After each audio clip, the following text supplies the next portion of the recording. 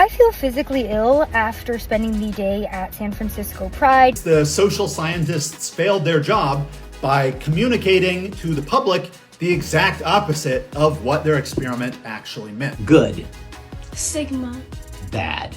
Skibbity. Pride Month ends with some of the most self-destructive and disgusting displays yet. Media touts a miracle cure for homelessness, and a TikTok explains Gen Z slang for us old-timey boomers.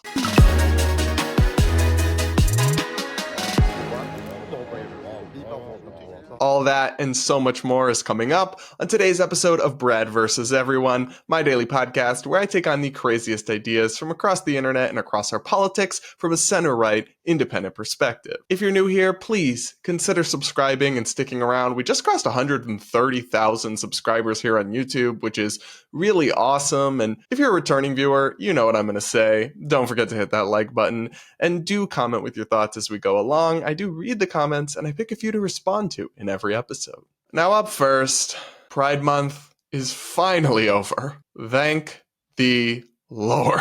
But this past weekend, as the last weekend of Pride, featured a ton of major Pride events in cities like San Francisco, Seattle, and Toronto. And unfortunately, these were some of the worst ones yet. The most debaucherous and self-destructive for the LGBT community. And watching these events unfold as a normal, sane, everyday gay person is truly, truly disheartening. First, let's look at some footage from Toronto Pride where nudists walked down the street in full daylight at an event that I do believe was open to children in the name of gay acceptance or something. Take a look.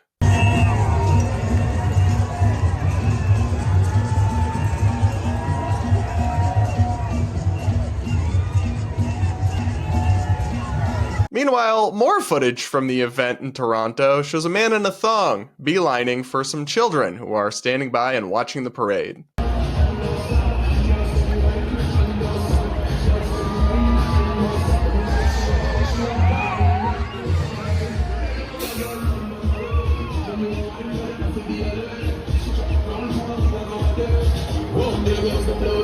This is so disturbing. What does any of this have to do with being gay? Being a nudist and wanting to walk around naked in public has nothing to do with being gay. There are straight nudists. Most gay people keep our clothes on in public, and especially have no interest in doing that in front of children. In the same way, wearing a thong in front of children as a man, or as a woman, is weird. And again, has nothing to do with being gay or lesbian. And unfortunately, this kind of thing was not just happening overseas, but here in America too. At Seattle's Pride celebrations, male bicyclists, fully in the nude, rode their bikes around in front of children as part of the Pride display down there in Seattle. Let's take a look. I had to see it, so you do too.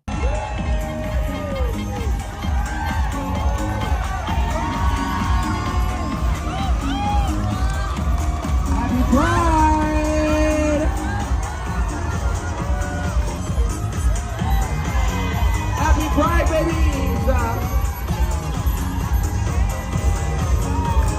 Seattle furry community is a diverse group of people from all cultures and genders. There is no universe in which this is remotely acceptable behavior in front of children, for straight or gay people. And for so long, we told people, we just want to fit in, we just want to blend in, we just want to live our lives, leave us alone, please. And honestly, so many gays and lesbians really did mean that. But then you have these people, in the name of our community, going out and acting like clowns like this, in totally inappropriate ways that are shocking and offensive, and of course are going to go viral, and are going to leave people with the incorrect, but at this point somewhat understandable impression that most members of the LGBT community are like this, or at the very least support this. We don't and we aren't, but I can see why people would think that. Also at the Seattle Pride event was an interesting booth where attendees were encouraged to throw bricks at Republicans. That's right, they set up a little booth where people could throw fake bricks at pictures of notable Republicans, including Donald Trump and Clarence Thomas, among others.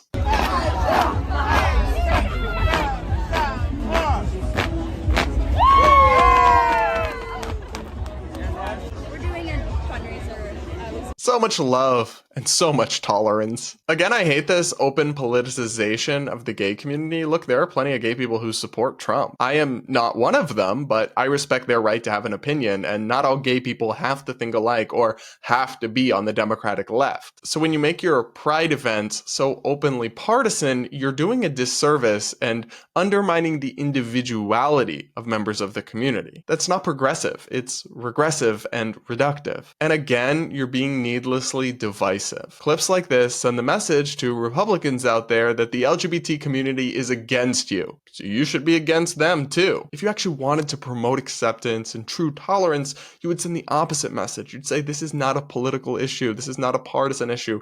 We just want equality. We just want to be left alone. We want to be your neighbors. We don't want to force anything on you, but we ask you that you respect our rights and our freedoms, and you wouldn't be making your cause openly partisan, because by doing that, you are turning off half of the public. Either way, right? If they were doing the opposite direction and throwing bricks or fake bricks at pictures of Nancy Pelosi and AOC, that would be similarly divisive and counterproductive for a movement that's trying to gain widespread acceptance. But that's not what these types are actually doing. They're nihilistically flaunting their desires and ideologies and engaging in this indulgence, the self-indulgence at the great expense of the LGBT community. Some similarly crazy stuff went down at the San Francisco Pride Parade. Here's what the conservative reporter Savannah Hernandez had to say about what she witnessed there covering the event. Okay, I feel physically ill after spending the day at San Francisco Pride. Now, I've been to quite a few Pride events,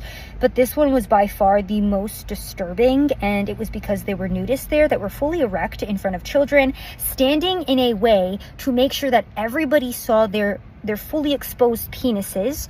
There were adults grabbing other people's genitals, and other adults masturbating. There was a fetish zone in which people were peeing on each other. So again, too, I'm shocked and horrified after experiencing this.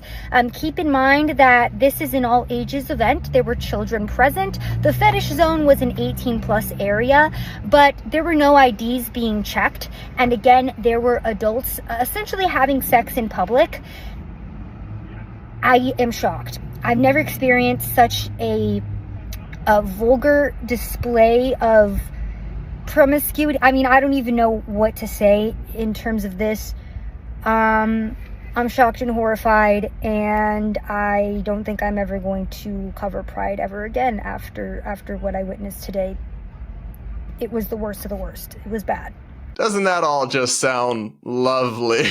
Look, at this point, all I can say is I am so glad this month is finally over. I understand wanting to be proud of yourself and the resilience that you've overcome and the hurdles that many people still face for being gay. I really do. But how anybody can look at the actual Pride movement in practice, the mainstream Pride movement and all these Pride parades, and think that it's anything but intentionally divisive, unrepresentative of everyday gays and lesbians, needlessly inflammatory, and playing into every stereotype and bigoted assumption that some people still hold about the community is truly, truly beyond me. If LGBT activists really want to promote acceptance and stop the ongoing backsliding in public support for gay rights and gay acceptance that we're living through, then next year we should just cancel Pride Month altogether. Or maybe do a Pride Week or a Pride Weekend, and no matter what, cut out all the public nudity, the kink and fetish stuff that all has nothing to do with being gay or lesbian or bisexual or even transgender, and stop behaving wildly inappropriately in front of children. I feel like that shouldn't be too much to ask, but somehow in 2024, it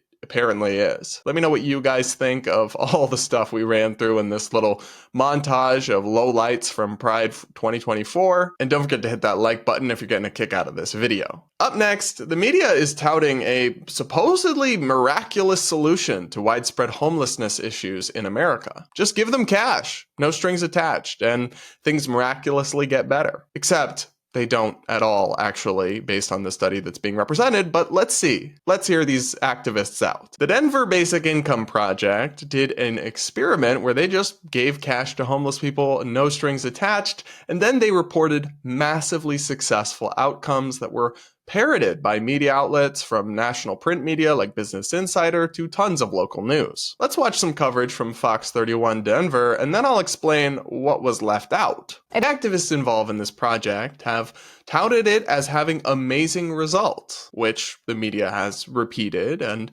clearly, they're looking to get more funding for it, so it makes sense they would want to sell this as a success. But the actual data and facts on the ground tell a very different story. First, a couple factual clarifications. They tout the taxpayer money that was saved through things like fewer ambulance calls and emergency room visits and that kind of thing, which is nearly $600,000, so that would be significant savings. But those are the savings without taking into account the costs. So they spent millions of dollars to do this study on the money to give the homeless people. So you're still in the red for millions of dollars. There were no savings involved whatsoever from a net perspective. And secondly, they explicitly excluded from participation in this study homeless individuals who had severe substance abuse or mental health issues. So it's not a representative population of the homeless. And the ones who need the help most were explicitly excluded. Of course, you'd expect to see good results even without giving them any money, just monitoring homeless people who don't have substance abuse issues, who don't have severe mental health issues and who are just down on their luck. You'd expect a significant percentage of those people to just improve over time regardless of the money or not. And yet their results still actually show barely any difference from giving people $1,000 a month. Remember, they sort of did a control group, but they gave them $50 a month, which I think was just enough to get them to participate in the study, but they even admit this in the study, was meant to serve as like a baseline, like basically nothing, not enough money to make a difference. And then they have two other groups, one who got a lump sum of money and one who got $1,000 a month. Now they find this big success by just comparing the group at the beginning to the group at the end. But if you actually are doing social science, what you would have to do is compare the groups to a control group. And when you do that, there's barely any difference. So looking at the percentage of participants in a house or apartment they rent or own by the end of the study, you can clearly see the control group versus the group that got all the money, there's barely any difference. There's also not much difference when you compare the groups in terms of their change in full-time employment. But they went around touting this as a huge success, and media just uncritically repeated it. One TikToker named Quick Thoughts did a pretty extensive video pointing out the many flaws of this study and of how it's being promoted and parroted by media. Here's an excerpt from his commentary. These guys did a real experiment, and they found an interesting result. Basic income payments don't help the homeless that much. But rather than candidly and clearly communicate the interesting result that they observed, they instead told people the exact opposite. If you look at their executive summary or their website or their social media presence, you're going to see, oh, this is groundbreaking stuff. We helped the homeless so much. We saved all this public money and stuff like that. And the mainstream media uncritically repeats that. Here's an article in Business Insider. People who are homeless get $1,000 a month. A year later, nearly half of participants had housing. But hey, also $50 a month. Nearly half of them had housing. Or they say it saved $600,000 in public service costs. Well, a third of that was the control group saving $200,000 in public service costs. And two, they spent $4.4 million to save that much money. So not a great summary. But it's not really the reporter's fault. The reporters write 1,000 articles a day or something. They can't be experts in everything. The reporters rely on the social scientists to tell them what their experiment means. And in this case, the social scientists failed their job by communicating to the public the exact opposite of what their experiment actually meant. So I really appreciate his analysis. It was very nuanced, thoughtful, and very insightful as well. I do disagree with one thing he said, though. I do think it's the journalists' fault, at least somewhat. Journalists aren't supposed to blindly take what activists are telling them with a clear agenda of getting more funding for their project at face value and just parrot it. If they had looked at this report, they would have seen the graphs I've shown you, showing almost no difference from the experimental group to the control group. And any journalist who covers studies and policy should be familiar with social science 101. But no, they basically just rewrote the press releases into their articles and their news packages. That is bad journalism, and I do blame them partially for that. Although ultimately, it is the activist authors being the most irresponsible here. And that's another side note from this saga that I did come away with. We need to be skeptical of activists. Not to say we shouldn't talk to them, we shouldn't listen to them, we shouldn't read their research or their output, but we should always be skeptical, because whether it's a left activist or a right-wing activist, they have an incentive to skew their data, to skew their findings, to suit their goals and their ideology and their narrative. So we should always be questioning this stuff, not just parroting at face value, but that is what so much of mainstream media does. And finally, it's just another reminder to me that with big social problems that are incredibly complicated, like homelessness, simply throwing more taxpayer money at them is not a viable path forward to solve them. If it was, then so many of these left-wing cities would have solved these issues long ago. Instead, they're the ones where these problems are the most severe. What do you guys think? Are you surprised with how this experiment actually worked out? And are you surprised with how badly the media botched it? Let me know in the comments. And now, it's time for Brad versus TikTok, my segment where I take on the craziest ideas from across the Clock app. Pronoun of the day is slugs. Don't forget to hit that like button and do consider subscribing and sticking around. And now let's take a look at a hilarious video where a Gen Z child explains to her dad the various slang that the kids are using these days. And I will admit, as an elder Gen Zer, I didn't know like half of them. Good. Sigma. Bad. Skibbity. Delusional. Delulu. Romantic. Riz. Not true. Cap. The greatest ever. Goat. Booty. Gyat. Looking better than someone else. Mogging. Someone you love. Pookie. Something that's weird. Sus. And there was a part 2. Loser. Ohio. Trying to look good. Mewing. Stealing. Phantom tax. Not cool. Negative aura. Acting weird. Tweaking. Did well. 8. Someone you don't like. Op. Weak. Beta. A girl who just posts selfies. Bop. Something really good. Podium. So I knew like 50% of them at most. I do find it funny they use Ohio to just indicate something bad. Like, why the strays? Why the shade at the Ohioans? I will say, this kind of stuff makes me feel ancient, and I'm only 26. But what do you think? Did you know any of these? Let me know in the comments. And now, before we round out today's show, I'll read some of your comments you left on the last episode. One person writes, Canadian here, I feel horrible for Biden. This is elder abuse. Yes and no. Part of me feels bad, but also he's the one clinging to power and not giving it up, and that is a choice that he's making, so I don't feel that bad for him. Somebody else writes, Brad Polumbo, more like Frank Columbo. Am I right? I don't know who that is, so I don't know if this is a compliment or a hate comment. You guys will have to let me know. Another person writes, can you imagine the person trying to subtitle Biden during that debate? Whew, boy, whoever that person is, they deserve a raise and a vacation. Another person says, Brad is not just center right, he's just right, or correct, most of the time. You, good sir, are correct. Another person says, Brad, you couldn't have been any more right on the vouchers. Competition makes people and businesses better. Yeah, to me, it's just a basic concept, right? Anybody who has a monopoly or who gets the same amount of money, no matter how well they do their job, over time, their performance is going to decline. Whereas if they're facing competition and they have to fight to keep their job or to get to the next level or to keep their funding or get more money, obviously that's going to get the best out of people and lead to higher levels of performance. To me, that's just common sense and Econ 101. I feel like most people understand that concept, but for whatever reason, when we apply it to education,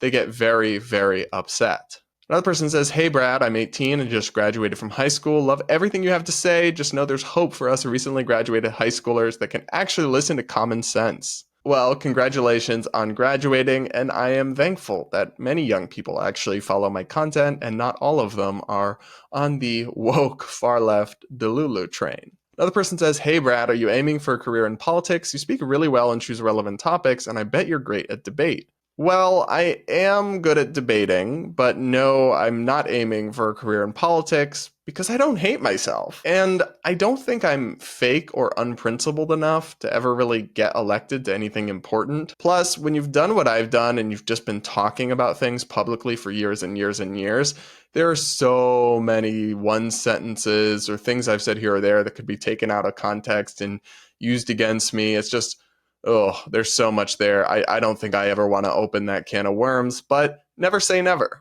Another person writes, "Hi, I'm a Democrat and I agree with 95% of your views. Are you ever able to find common ground with a leftist? Is there a center-left creator that is similar to you?